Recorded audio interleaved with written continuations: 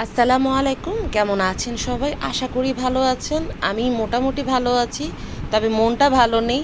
চাচা অনেক বেশি অসুস্থ। চাচাকে এক হসপিটাল থেকে অন্য হসপিটালে নেওয়া হয়েছে। তো চাচার জন্য সবাই দোয়া করবেন যেন সুস্থ হয়ে যায়। তার অনেক জটিল সমস্যা দেখা দিয়েছে, মানে অনেক রকমের অনেক ধরনের সমস্যা দেখা দিয়েছে। তো ডিটেলসে না গিয়ে শুধু আপনাদের কাছে দোয়া চাই। আপনারা যে যেখান থেকে আমার ভিডিওটা দেখবেন অবশ্যই দোয়া করবেন। আর অসুস্থতা তো বলে বলে আসে না। তো ওনার মাঝে মাঝে সমস্যা হয়ে থাকে, হাই প্রেশার, আর ইদানিং যেটা হচ্ছে প্রচুর পরিমাণে শ্বাসকষ্ট হচ্ছে, যেটা কিনা অক্সিজেন দিয়েও মানে ঠিক হচ্ছে না আর কি। মানে অক্সিজেনটা খুললেই তার শ্বাসকষ্ট বেড়ে যায়, আর কিছুক্ষণ ভালো থাকলে কিছুক্ষণ পরই আবার খারাপ হয়ে যায়। তো আরও অনেক সমস্যা আছে। এখন শুধু দোয়া ছাড়া আর কারো কাছেই কিছু চাওয়ার নেই আসলে। তো একটা কার কার কোন দোয়া আল্লাহ কবুল করবে এটা আল্লাহই ভালো জানে।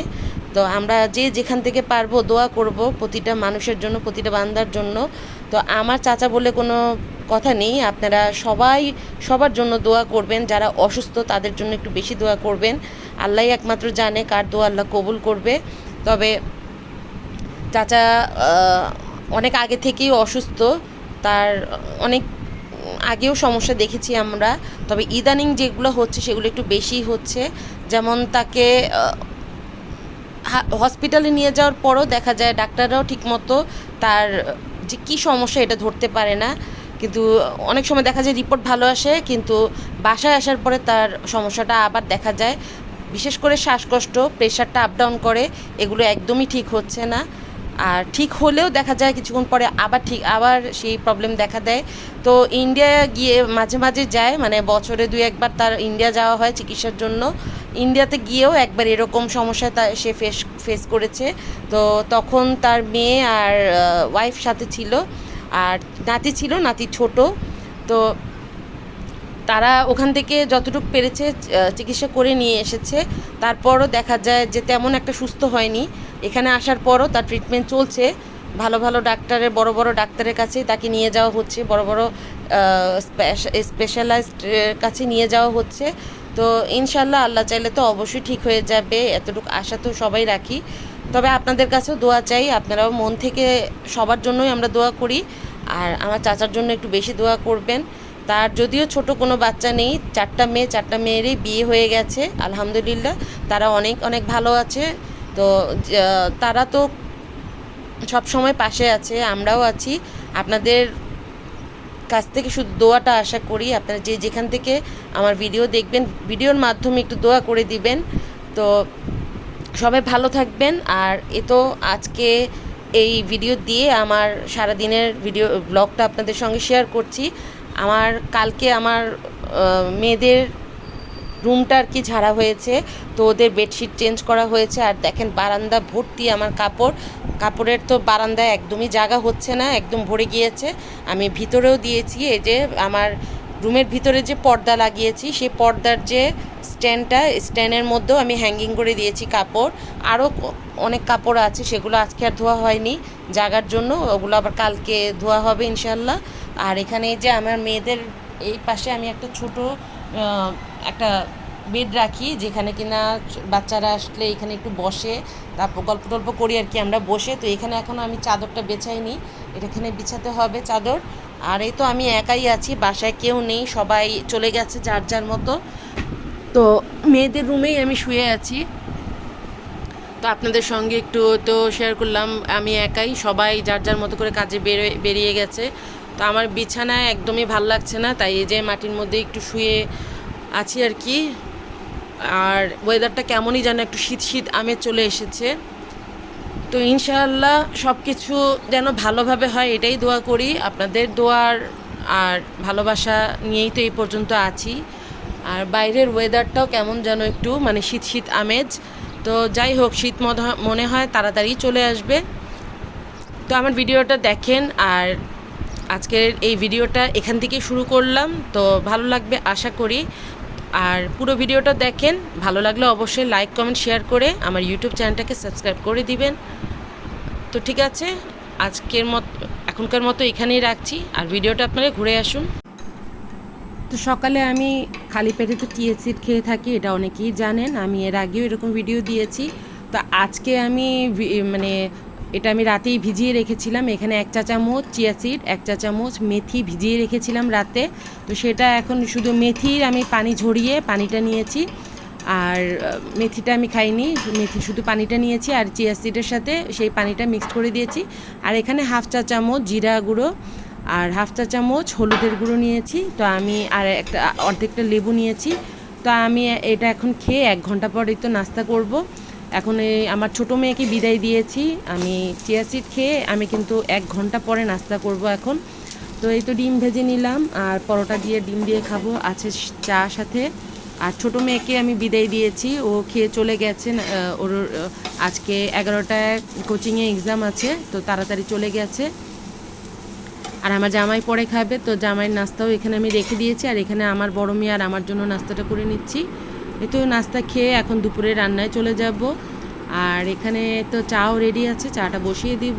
তো এখানে আমি নাস্তা খেয়ে নেই আর চিন্তা করছি কি রান্না করব। তো এটা দুপুরে হচ্ছে কাতল মাছ রান্না করব, কাতল মাছ। আর এখানে কি বড় মাছের যেন ডিম নিয়ে এসেছে।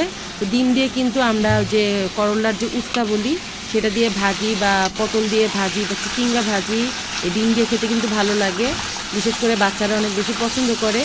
আর এখানে আমি কাতল মাছের মাথা আর একটু মাছ নিয়েছি, তো এগুলো আমি ভেজে নিচ্ছি। ভেজে আমি কিছুটা মাছ এখান থেকে আমি দো পেঁয়াজা করবো টমেটো দিয়ে, ধনেপাতা দিয়ে। আর কিছু এখান থেকে আমার ছোটো মেয়ে আবার বলছিল ও দো পেঁয়াজা খাবে না, ওর জন্য মাছ একটা ভাজা দিতে, মানে ভাজা মাছ দিয়ে ডাল দিয়ে খাবে আর কি। তো আর সাথে এই যে মাছের যে একটা সাইড সেটাও ওর জন্য একটু রাখতে বলেছে। আর এই তো আমার গতকালকে যে আমার মেয়ে বিছানা মানে চেঞ্জ করছে, মানে ওদের ঘরটা ঝাড়া হয়েছে, তো ঘর ঝাড়া তো অলরেডি শেষ, বিছানা চেঞ্জ করছিল, সেটা একটু পিছন থেকে নিয়েছি। ও অবশ্য জানে না, জানলে আমাকে বকা দিবে।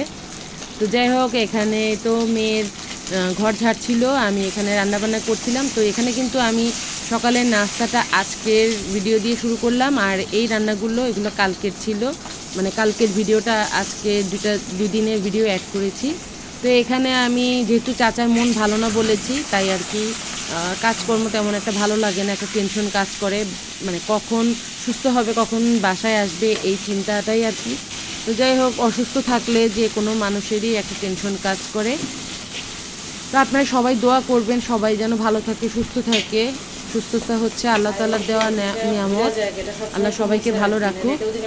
তো এখানে আমি এখন মাছগুলো তুলে নিয়েছি, আর এই তো পেঁয়াজ যা করবো তাই পেঁয়াজ দিয়েছি পরিমাণ মতো। এখানে সবগুলো মাছ কিন্তু করব না, আমার ছোটো মেয়ে ভাজা মাছ খাবে, ওর জন্য মাছ আমি তুলে নিয়েছি, একটা ভাজা মাছ আর মাথার একটা সাইড নিয়েছি ভাজা মাছ, ও খাবে আর কি ডাল দিয়ে, টমেটো ডাল। আর টমেটোর সাথে আমি একটা জলপাই দিয়ে ডাল রান্না করেছিলাম, যেহেতু আমার জামাই একটু টক জাতীয় ডাল যেটা সেটা খেতে পছন্দ করে। যদি আমার কাছে ভালো লাগে না, আমার কাছে একমাত্র টমেটো ডাল যেটা সেটাই ভালো লাগে।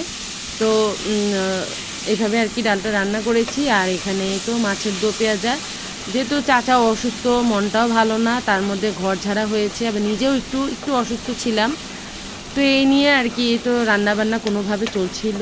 তো এখানে আমার দো পেঁয়াজার জন্য মোটামুটি মশলা কষানো হয়ে গেছে, ভাজা মাছটা দিয়েছি, এখন টমেটো কাঁচামরিচটা দিয়ে দেন পানি দিয়ে কিছুটা জাল করে নামিয়ে নিব। তো সিম্পল রান্নাবান্না, তেমন আহামরি কিছুই করি নাই, যেহেতু দুপুরবেলা রান্না তো একটু সিম্পলভাবে রেখেছি। আর রাতের জন্য একটু ভিন্ন খাবার আজকে হবে। দুপুরে শুধু ডাল ছিল, আর এই তো মাছ দো পেঁয়াজা ছিল।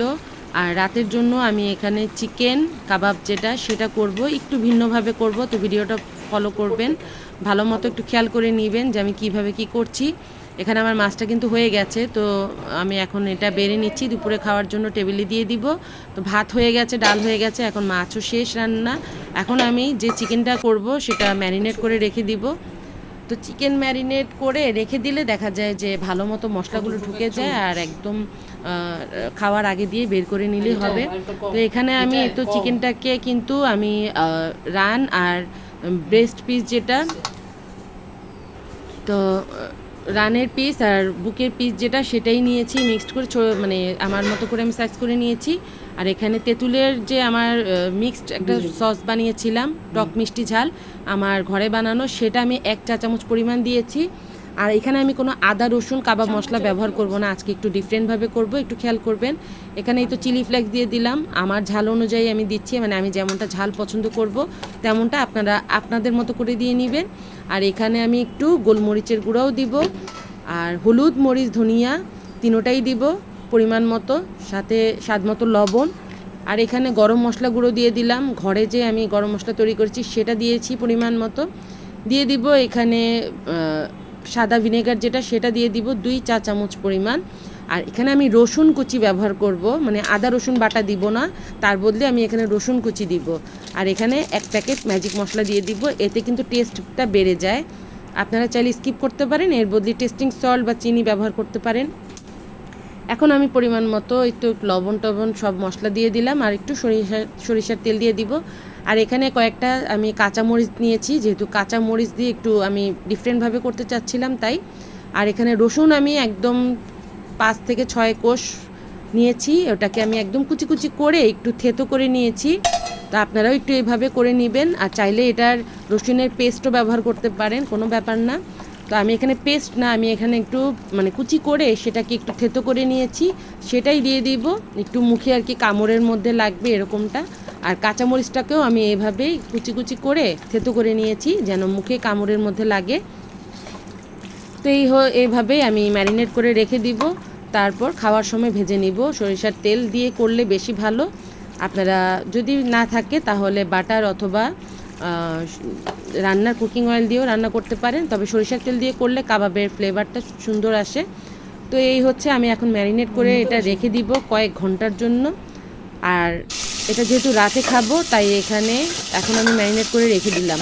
তো এখানে আমি রাতের বেলা এখন আমি এই রান্নাটা বসিয়ে দিয়েছি, যে এখানে আমি ভেজিটেবল রান্না করছি, ভেজিটেবল যেটা আমরা রাইসের সাথে খেয়ে থাকি সেটা। তো আমি এখানে কিন্তু একটু মাখো মাখো ঝোল রাখবো, মানে ভেজিটেবলের মধ্যে যে একটু গ্রেভি থাকে সেটা রাখবো, কারণ আমাদের কাবাবটা কিন্তু শুকনো হচ্ছে, কোনো ঝোল বা মশলা জাতীয় কিছুই থাকবে না, তাই আর কি একটু ভেজিটেবল সাথে রেখেছি।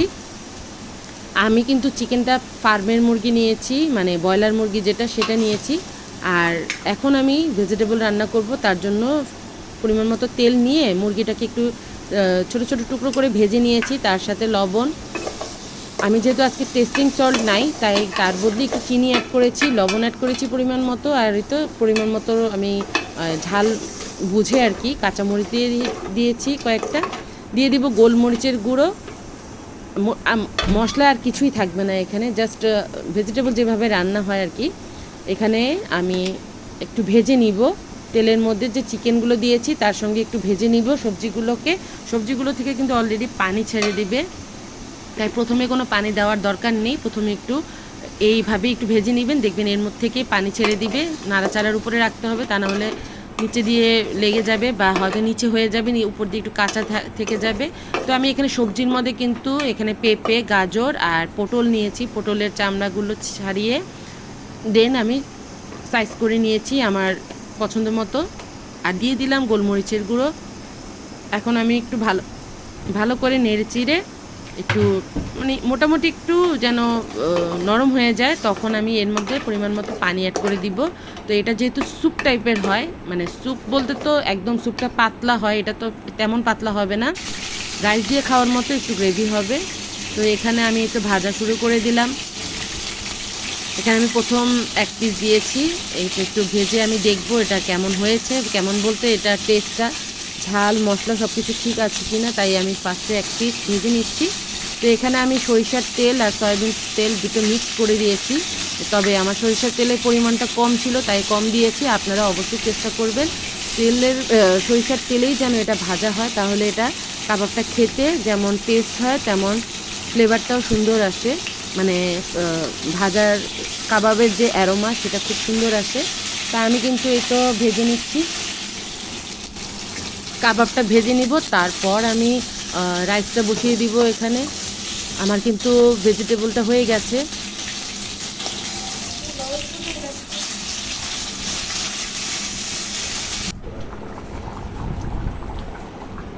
এখানে আমি রাইসটা বসিয়ে দিলাম, রাইসটা হতে থাক।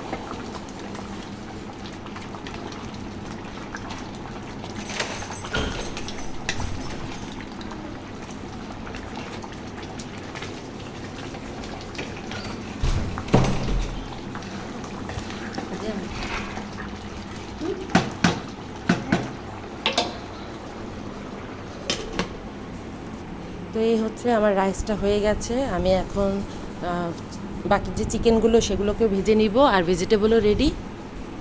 তো এই হচ্ছে আমার আজকে রাতের রান্না বান্না, রাতের ডিনার বলা যায়। তো ভিডিওটা ভালো লাগলে অবশ্যই লাইক কমেন্ট শেয়ার করে আমার ইউটিউব চ্যানেলটাকে সাবস্ক্রাইব করে দিবেন আর পাশেই থাকবেন।